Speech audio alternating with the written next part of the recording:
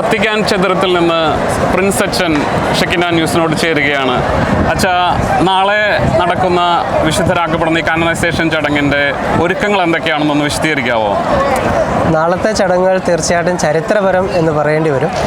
രണ്ട് കാരണങ്ങൾ കൊണ്ടാണ് ഇത് ഒരു ചരിത്രപരമായിട്ടുള്ള ഒരു ദിവസമായി തീരുന്നത്. ഒന്നാമത് ഈ സഹസ്രാബ്ദത്തിലെ ആദ്യത്തെ വിശുദ്ധനായിത്തീരുകയാണ് 2006 ദൈവസന്നിധിയിലേക്ക് മടങ്ങിപ്പോയ വാഴ്ത്തപ്പെട്ട കാർലോ അക്യൂട്ടിസ്. അതുപോലെ തന്നെ രണ്ടാമത് ലയോ 14 മാർപ്പാപ്പ ആദ്യമായിട്ട് വിശുദ്ധരായിട്ട് 2 പേരെ പ്രഖ്യാപിക്കുന്ന ദിവസം കൂടിയാണ് സെപ്റ്റംബർ 7 വത്തിക്കാൻ സമയം 10 മണിക്കാണ് ഇവിടെ വത്തിക്കാൻ സെൻറ്റ് പീറ്റേഴ്സ് ചത്തുരത്തിൽ വെച്ച് വിശുദ്ധ കുർബാന മധ്യേ വിശുദ്ധരായി പ്രഖ്യാപിക്കുക. അപ്പോൾ ഇങ്ങനെ ഒരു വലിയ കത്തോലിക്കാ സഭയിലെ തന്നെ ചരിത്രപരമായ ഒരു ദിവസത്തിലേക്കാണ് നമ്മൾ ഒരുങ്ങിക്കൊണ്ടിരിക്കുന്നത്. വത്തിക്കാൻ ഏകദേശം പൂർണ്ണമായിട്ട് സജ്ജമാണെന്ന് പറയേണ്ടി വരും. വത്തിക്കാൻ മീഡിയ അറിയിക്കുന്നതനുസരിച്ച് ഏകദേശം 1 ലക്ഷത്തോളം വിശ്വാസി സമൂഹത്തെയാണ് നാളെ രാവിലത്തെ വിശുദ്ധ കുർബാനയ്ക്കായിട്ട് ഇവിടെ പ്രതീക്ഷിക്കുന്നത്. അപ്പോൾ നമുക്ക് കാണാൻ സാധിക്കും, ഇന്ന് ശനിയാഴ്ച ഇവിടെ നടന്ന പബ്ലിക് ഓഡിയൻസിൻ്റെ സമയത്ത് മിലാനിൽ നിന്ന്, അതായത് വാഴ്ത്തപ്പെട്ട കാർലോ അക്യൂട്ടിസിൻ്റെ ജന്മസ്ഥലമായ ഇറ്റലിയിലെ മിലാനിൽ നിന്നും 3000-ഓളം യുവജനങ്ങൾ അടങ്ങുന്ന ഒരു വലിയ സംഘമാണ് ഇവിടെ എത്തിയിരിക്കുന്നത്. അതുപോലെ തന്നെ ഇവിടെ എത്തിയിരിക്കുന്ന തീർത്ഥാടക സമൂഹത്തിന് പ്രതിനിധിക്കുന്ന 2 പ്രധാനപ്പെട്ട രാജ്യങ്ങളാണ് ബ്രസീലും കോസ്റ്റാറിക്കയും. നമുക്കറിയാവുന്ന പോലെ വാഴ്ത്തപ്പെട്ട കാർലോ അക്യൂട്ടിസ് വിശുദ്ധനായിട്ട് തീരുന്നതിനുള്ള തെളിവുകളായിട്ട് വത്തിക്കാൻ അംഗീകരിച്ച 2 അത്ഭുതങ്ങൾ നടന്ന രാജ്യങ്ങളാണ്. അപ്പോൾ അവിടെ നിന്നൊക്കെയുള്ള വലിയ വിശ്വാസി സമൂഹം, പ്രത്യേകിച്ച് യുവജനങ്ങളുടെ ഒരു വലിയ സാന്നിധ്യം നമുക്കിവിടെ കാണാനായിട്ട് സാധിക്കും. അങ്ങനെ എല്ലാം കൊണ്ടും വത്തിക്കാൻ ഒരു ചരിത്രപരമായ മുഹൂർത്തത്തിനാണ് ഒരുങ്ങിക്കൊണ്ടിരിക്കുന്നത്. പിന്നെ എടുത്തു പറയേണ്ട ഒരു കാര്യം, നാളത്തെ തിരുക്കർമ്മങ്ങൾക്ക് വേണ്ടി കനത്ത സുരക്ഷ ഒരുക്കിയിട്ടുണ്ട്.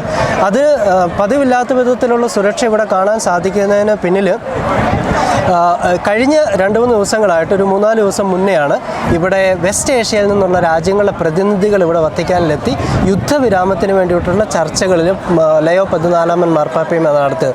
പ്രത്യേകിച്ച് വെസ്റ്റ് ഏഷ്യയിലെ രാജ്യങ്ങൾ അവർ കൂട്ടായിട്ടും ഇസ്രായേലിൻ്റെ പ്രതിനിധികൾ സെപ്പറേറ്റ് ആയിട്ടും മാർപ്പാപ്പയുമായി സംസാരിച്ചു. അവരിൽ പലരും ഇപ്പോഴും വത്തിക്കാനിൽ തന്നെ സ്റ്റേ ബാക്ക് ചെയ്യുന്നുണ്ട്. മാർപ്പാപ്പ ഇതിൻ്റെ പിന്നാമ്പുറത്ത് ധാരാളം ചർച്ചകൾ. അപ്പോൾ അതുകൊണ്ട് തന്നെ അതിൻ്റെ ഒരു കനത്ത സുരക്ഷയും കൂടെ നമുക്കിവിടെ കാണാനായിട്ട് സാധിക്കുന്നുണ്ട്. വാഴ്ത്തപ്പെട്ട കാർലോ അക്യൂട്ടിസിനെ പറ്റി നമ്മൾ ധാരാളം കേട്ടിട്ടുണ്ട്.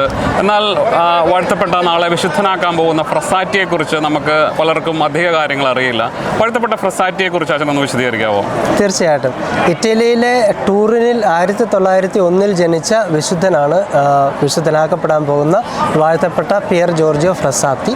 അദ്ദേഹം ആ കാലഘട്ടത്തിലെ ഏതൊരു സാധാരണ ഇറ്റലിക്കാരായ യുവജനങ്ങളെയും പോലെ സുഹൃത്തുക്കളോടൊത്ത് യാത്ര ചെയ്യാനും പ്രത്യേകിച്ച് പർവ്വതാരോഹണം തൻ്റെ ഹോബിയായിട്ട് സ്വീകരിച്ച ഒരു വിശുദ്ധനും കൂടിയായിരുന്നു അദ്ദേഹം.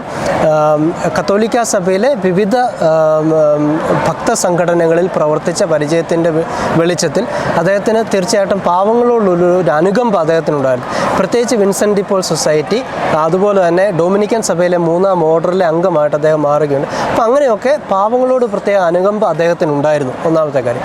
പിന്നെ രണ്ടാമത്തെ കാര്യം എന്ന് പറയുന്നത്, 1-ാം ലോകമഹായുദ്ധ കാലത്ത് കെടുതികൾ ഒരു കൗമാരക്കാരൻ എന്നുള്ള നിലയിൽ അനുഭവിച്ച വ്യക്തിയായിരുന്നു വാഴ്ത്തപ്പെട്ട ഫ്രസാത്തി.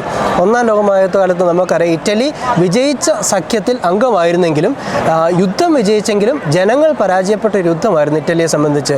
തൊഴിലില്ലായ്മ, പട്ടിണി, അങ്ങനെ ആകെ രാഷ്ട്രീയമായിട്ടുള്ള അരാജകത്വം, അങ്ങനെ ഒരു രാജ്യം വല്ലാത്തൊരവസ്ഥയിൽ കൂടെ കടന്നു പോകുന്ന നിമിഷങ്ങളിൽ തനിക്കുണ്ടായിരുന്ന സൗഭാഗ്യങ്ങൾ, അത് സാമ്പത്തികമാകട്ടെ സാമൂഹികമാകട്ടെ, മറ്റുള്ളവർക്ക് വേണ്ടി വിനിയോഗിക്കുകയും അതുപോലെ തന്നെ ഏത് സാധാരണക്കാരായിട്ടുള്ള ചെറുപ്പക്കാരനും കത്തോലിക്കാ സഭയിൽ ഒരു വിശുദ്ധനാകാം എന്നതിൻ്റെ നേർസാക്ഷ്യമാണ് വിശുദ്ധ ഫ്രസാത്തിയുടെ ജീവിതം.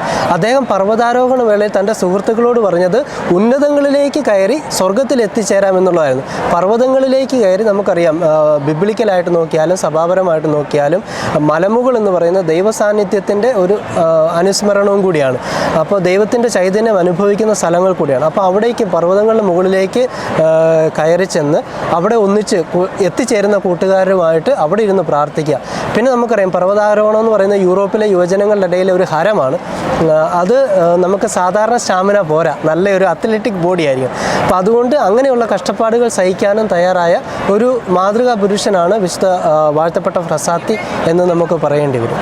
താങ്ക് യു അച്ഛാ, പ്രത്യേകമായിട്ട് ഷെക്കിന ന്യൂസിനോട് ചേർന്നതിനും കാര്യങ്ങൾ വിശദീകരിച്ചതിനും താങ്ക് യു.